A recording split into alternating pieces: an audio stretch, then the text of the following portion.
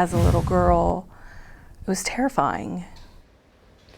After years of sexual abuse, a Tennessee woman is sharing her story tonight, exposing what she calls an epidemic within Mennonite communities. She sat down with News 4's Carly Gordon, and as you're about to see, she's helping bring about change.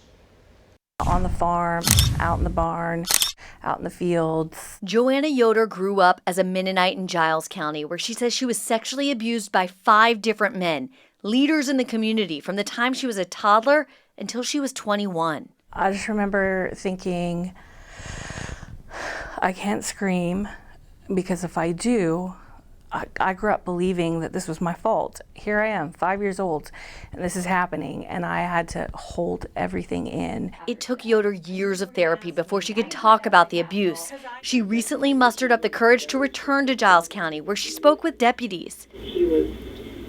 Yoder filled out a police report, but because the statute of limitations had run out, investigators can't prosecute. I've seen it now in 3 generations in my family, and I've decided I can't just sit by and watch it happen. Yoder says because Mennonite communities are so isolated, the abuse is prevalent and never talked about. The perpetrators are protected, and the victims become the villain. Over the past few months, she's been working with state lawmakers. Today, she watched as a bill became law, extending the statute of limitations for child sexual abuse.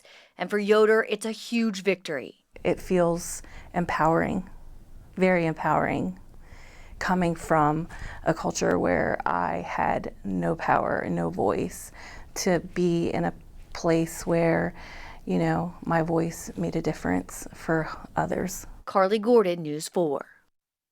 What a courageous woman. The statute of limitations used to be 15 years after the abuse occurred. It is now 15 years after the victim turns 18.